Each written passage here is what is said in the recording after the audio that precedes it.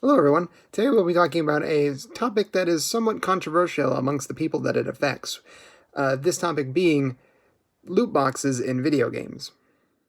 In video games, a loot box is a consumable virtual item that can be redeemed to receive a randomized selection of other things that are in the game, otherwise known as loot.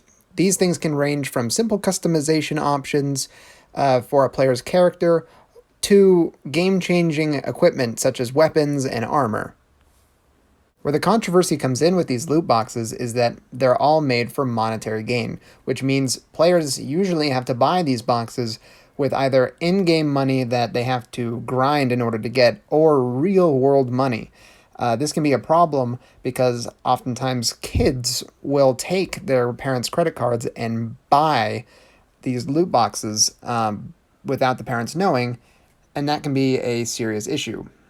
To maybe grasp the concept a little better, this is somewhat similar to the idea of trading cards, like Pokemon cards.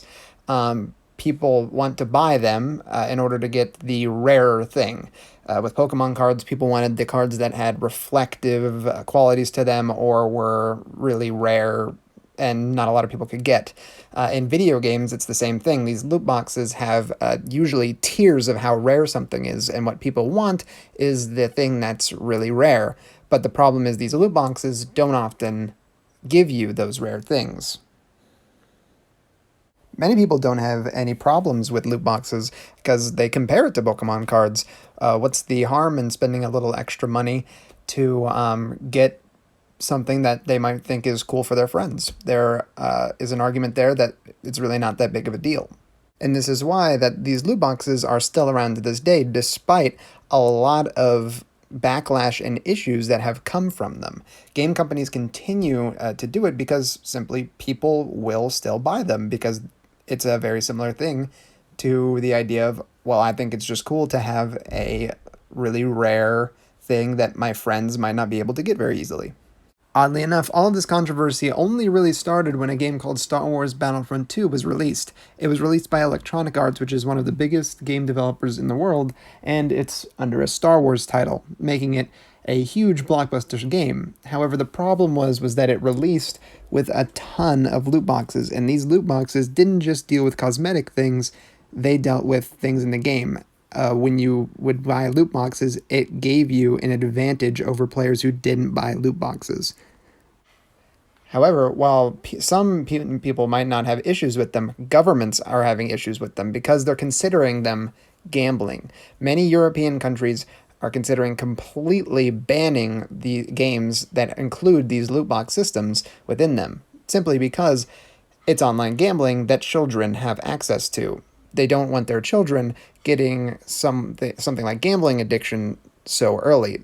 A lot of them are very similar to slot machines and roulette wheels, which means that's not a very good thing for a child to have.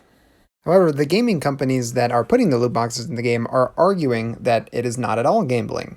See, gambling, usually if you lose, you get nothing. So let's say if you bet $100 down in a blackjack game, if you lose, you're not getting that $100 back. However, in loot boxes, you are getting something. Even if it's not as valuable as a legendary item, you're still getting a common item or a blue item that has value within the game. This is how it's probably not going to get banned because it's technically not gambling, even though it can be classified as very similar to it.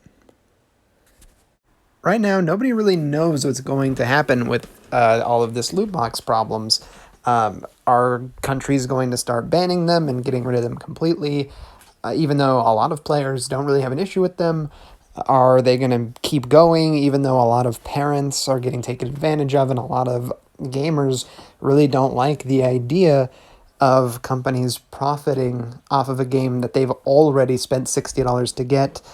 Are they going to make it so maybe free-to-play games can do this, but games that you already buy can't? All of the legislation that might go around this is kind of all up in the air right now, so it'll be interesting to see how it evolves from here. I just wanted to bring attention to a problem in an industry that a lot of people at my age might be involved in that a lot of people might not know exists. This could be a big deal to really popular games and really popular companies that exist, and it could change the way the gaming industry is dealt with. So that is why I wanted to get into this topic. I've put all the information that we really have right now on it, and I hope that you guys enjoyed watching it, and have a good day.